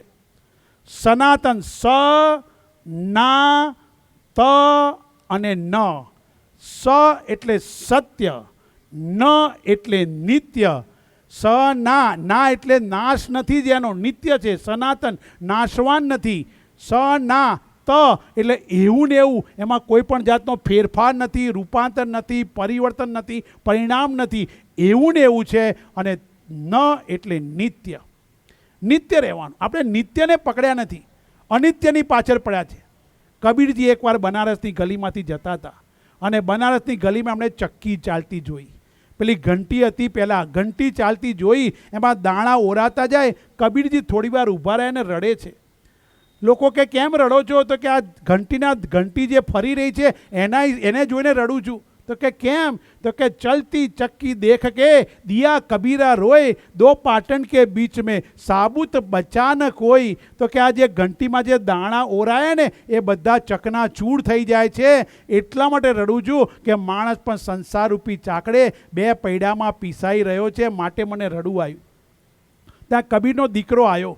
કબીરનો દીકરો કમાલ આવીને કે પિતાજી રડો છો કેમ? તો કે આ દાણા જો બધા પીસાય છે એટલા માટે. ત્યારે એણે કહ્યું, આગે પીછે જો રહા, આગે પીછે જો રહા, પીસ ગયા સબ કોઈ, ખૂંટ પકડ કે જો રહા, પીસ સકા ન કોઈ. આહા, આગળ પાછળ જે રહ્યા ને એ બધા પીસાઈ ગયા, પણ જે ધરી પાસે દાણા પડ્યા ને, સેન્ટરમાં જે દાણા પડ્યા, એને દુનિયાની કોઈ તાકાત પીસી શકતી નથી. એમ વિચાર કરવાનો. સેન્ટરમાં ઠાકોરજીને સેન્ટરમાં રાખો. હે પરમાત્મા, તારી કૃપાથી મારી આંખ જોવે છે. હે પરમાત્મા, તારી કૃપાથી મારું મન વિચાર કરે છે. હે પરમાત્મા, તારી કૃપાથી મારી બુદ્ધિ નિર્ણય લે છે. હે પરમાત્મા, તારી કૃપાથી મારા પગ ચાલે છે. હે પરમાત્મા, તારી કૃપાથી મારા વિચારો જાણે છે. હે પરમાત્મા, તારી કૃપાથી મારો તમામ જીવનના કાર્ય થાય છે. તું છે માટે બધું કાર્ય થઈ રહ્યું છે. તું સાક્ષી ભાવે મારી ભીતર બેઠો છે માટે બધું થઈ રહ્યું છે. હું છું માટે નહીં, તું છે એટલા માટે બધી જ વસ્તુ થઈ રહી છે. દુનિયાનું ચક્ર ફરી રહ્યું છે અને એટલા જ માટે એવું સત્ય તત્વ અર્જુન તું છે અને એનો ક્યારેય બાદ થતો નથી. કૃષ્ણ પરમાત્માએ અનેક દ્રષ્ટિકોણથી અર્જુનને સમજાવ્યો. બીજા અધ્યાયમાં તો જ્ઞાનીના લક્ષણો પૂછે છે. જ્ઞાની કોને કહેવાય? જ્ઞાનીના લક્ષણો કયા છે? સ્થિતપ્રજ્ઞ વ્યક્તિના લક્ષણો અને એના લક્ષણો કહેતા 18 શ્લોકની અંદર અર્જુન એક સાથે 4 પ્રશ્ન પૂછ્યા. સ્થિતપ્રજ્ઞસ્ય કા ભાષા સમાધિધ્યસ્ય કેશવ, સ્થિતધિ કિમ પ્રભાસેત, કિમાસીત વ્રજેત કિમ. એની ભાષા કઈ છે? એ બોલે છે કેવી રીતે? એ ચાલે છે કેવી રીતે? એનો જીવન વ્યવહાર કેવી રીતે ચાલે છે? આવા અનેક પ્રશ્નો અર્જુને પૂછ્યા અને એની અંદર જ્ઞાનીના લક્ષણોમાં સ્થિતપ્રજ્ઞ ગીતામાં 3 જાતના લક્ષણ બતાવે છે. બીજા અધ્યાયમાં જ્ઞાનીના લક્ષણો, 14મા અધ્યાયમાં સ્થિતપ્રજ્ઞના લક્ષણો અને 12મા અધ્યાયમાં 36 લક્ષણો ભક્તના લક્ષણો બતાવ્યા. અદ્વેષ્ટા સર્વભૂતાનામ હૃદ્દેશે એમ કહીને કૃષ્ણ પરમાત્માએ 36 લક્ષણો ત્યાં ભક્તના લક્ષણો બતાવ્યા. અહીંયા સ્થિતપ્રજ્ઞના દર્શનના લક્ષણો બતાવતા જેનું મન કદી ઉદ્વેગ પામતું નથી, એ જે પોતે પોતાનામાં સંતુષ્ટ છે એવો જે છે એ મારો ભક્ત છે, એ મારો જ્ઞાની છે. કૃષ્ણ પરમાત્માએ અર્જુનના પ્રશ્નના જવાબમાં અનેક દ્રષ્ટાંત કહ્યા અને એને જ્ઞાનીને સમુદ્રની ઉપમા આપી. એશા બ્રાહ્મી સ્થિતિ પાર્થ. સમુદ્રની ઉપર અપૂર્ણ્યમાનમ અચલમ પ્રતિષ્ઠ. જ્ઞાની કેવો સમુદ્ર જેવો છે. સમુદ્રમાં નદીઓ પાણી ઠાલવે તો સમુદ્ર બહેકી જતો નથી, માજા મૂકતો નથી. અને એ સમુદ્રમાં નદીઓ પાણી ન ઠાલવે તે દુઃખી થતો નથી, પોતાની ગર્જના છોડતો નથી. આમ કૃષ્ણ પરમાત્માએ અર્જુનને અનેક દ્રષ્ટિકોણથી સમજાવવાનો પ્રયાસ કર્યો. કૃષ્ણ પરમાત્માએ અર્જુનને ત્રીજા અધ્યાયમાં ન સમજ્યો. કૃષ્ણ પરમાત્માને અર્જુને પ્રશ્ન પૂછ્યો, જ્યાયસી ચેત કર્મણસ્તે કિમ કર્મણી ઘોરે મામ નિયોજયસી કેશવ. એ પરમાત્મા, તમે કહ્યું જ્ઞાન શ્રેષ્ઠ છે, તો પછી મને આવા ઘોર કર્મમાં જોડો છો શું કામ? આવી વાત કૃષ્ણ પરમાત્માએ અર્જુનને કીધું. પણ એ ઘડિયાળના કાંટા ચીસો પાડે છે. 10:35 થઈ, 10:35 થઈ સ્વામીજી. તો તમે તમારું વક્તવ્ય અટકાવો. વધુ ચર્ચા વિચારણા આવતીકાલે આપણો 9 થી 10:30નો સમય હતો. મને આજે કીધું હતું થોડું વધારે, પણ આવતીકાલે 9 વાગે આપણે મળીશું. ત્યારે 9 થી 10:30નું લઈશું. કારણ કે સમયસર શરૂ કરવાનું, સમયસર પૂરું કરવાનું. ધરમસિંહ કાકાને આ વાત મારી બહુ જ ગમતી હતી. કેવલાનંદનું પ્રવચન હોય 9 વાગે, કોઈ નહીં હોય તે શરૂ કરશે. અને 10 વાગે કહ્યું તો 10થી ઉપર 1 મિનિટ વધારે લેશે નહીં. આ સમયની પાબંદી અને પરમાત્માની કૃપાથી જેટલું અપાશે.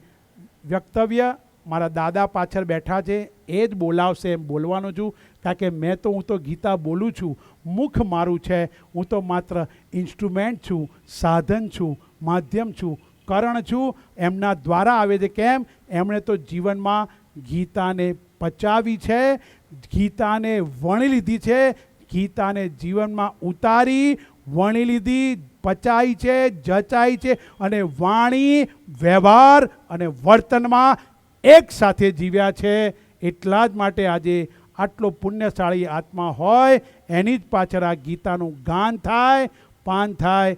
એનાથી મોટું પ્રબળ પ્રારંભ બીજું કયું હોઈ શકે? તો વધુ ચર્ચા વિચારણા આવતીકાલે પુનઃ 9 વાગે મળીશું. ત્યારે ચર્ચા વિચારણા કરીશું. કારણ કે 10:35 થઈ ગઈ. એટલા માટે આજે આવતીકાલે આપણો ટાઈમ તો 9 થી 10:30નો જ છે. જેટલું બનશે એટલું શ્રેષ્ઠ વસ્તુ આપવાનો પ્રયાસ કરીશ. અને યદ ગત્વાન ન નિવર્તનતે, આવતીકાલે શ્રેષ્ઠ વસ્તુ સમજાવીશ. એના ધામમાં ગયેલો પાછો કેમ નથી આવતો, એક માટીના ઘડાના દ્રષ્ટાંતથી સમજાવવાનો પ્રયાસ કરીશ. જડબે સલાક બેસી જશે. કોઈ દિવસ એવું નહીં થાય કે જીવ અવગતે ગયો કે અહીંયા ગયો. એના ધામમાં ગયેલો પાછો આવતો નથી. 15મા અધ્યાયના માધ્યમથી સમજજો. જેટલી વખત આ મેં ગીતાનો અધ્યાય, દાદાએ પણ આ સમજ્યું છે, જોયો છે મને, તો 15મા અધ્યાયનો એ શ્લોક, યદ ગત્વાન નિવર્તનતે તદ્ધામ પરમમ મમ, મારા ધામમાં ગયેલો પાછો આવતો નથી. તો એની ઉપર આવતીકાલે વિચાર કરીશું. પરમાત્માની કૃપાથી મારું આજનું વક્તવ્ય, અને હવે પછી આજે જાહેરમાં કહું છું, જ્યાં પણ વક્તવ્ય કરતો હોઈશ, જે પણ કરતો હોઈશ, મારી ભાગવત હોય, શિવકથા હોય, હનુમાન ચાલીસા હોય, ગીતા, જ્યાં પણ હોય, દેશ વિદેશ ક્યાંય પણ, એટલું યાદ રાખજો. આ પરિવારને કહું છું, દાદા મારા હૃદયમાં બિરાજમાન છે, હંમેશા મારા હૃદયમાં રહેશે, રહેશે અને રહેશે. હું જ્યાં જઈશ, જે જગ્યાએ મારી સાથે હંમેશા રહેશે. હરીશભાઈ, શરદભાઈ, હાર્દિકભાઈ, બા, આપ સૌના ચરણોમાં નમન કરું છું. દાદા આપણા સૌની સાથે છે, યાદોમાં છે, અમર થઈ ગયા, આપણા હૃદયમાં નિવાસ કરે છે. મારી વાણી એમના ચરણોમાં સમર્પિત કરું છું. ઓમ પૂર્ણમદ પૂર્ણમિદમ પૂર્ણાત પૂર્ણમુદચ્યતે પૂર્ણસ્ય પૂર્ણમાદાય પૂર્ણમેવાવશિષ્યતે. ઓમ શાંતિ શાંતિ શાંતિ. હરિ ઓમ. શ્રી ગુરુભ્યો નમઃ. હરિ ઓમ.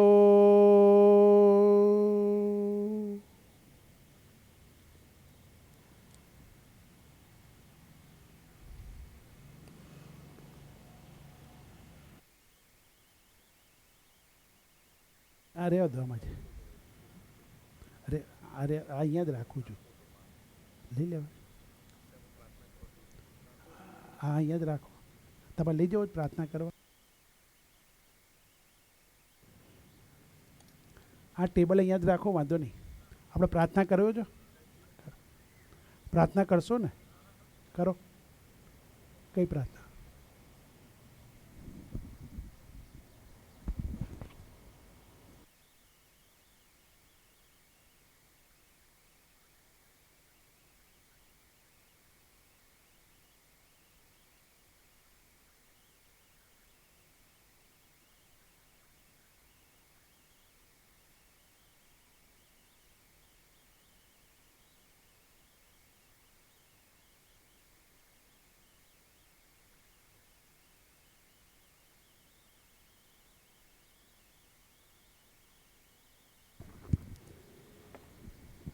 પ્રાર્થના કરીશું. વસુદેવ સુતમ દેવમ કંસચાણૂરમર્દનમ દેવકી પરમાનંદમ કૃષ્ણમ વંદે જગદ્ગુરુમ ગુરુર્બ્રહ્મા ગુરુર્વિષ્ણુ ગુરુર્દેવો મહેશ્વર ગુરુર્સાક્ષાત પરબ્રહ્મ તસ્મૈ શ્રી ગુરવે નમઃ. ત્વમેવ માતા ચ પિતા ત્વમેવ ત્વમેવ બંધો ચ સખા ત્વમેવ ત્વમેવ વિદ્યા દ્રવિણમ ત્વમેવ ત્વમેવ સર્વં મમ દેવ દેવ ત્વમેવ સર્વં મમ દેવ દેવ. સર્વો ઉપનિષદો ગાવો દોગ્ધા ગોપાલનંદના પાર્થો વત્સ સુધીર્ભોક્તા દુગ્ધમ ગીતામૃતમ મહત.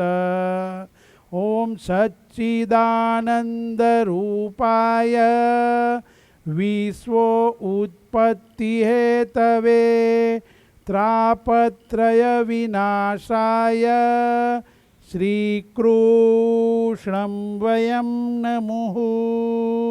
શ્રીકૃષ્ણં વયં નમુઃ. ઓમ શાંતિ શાંતિ.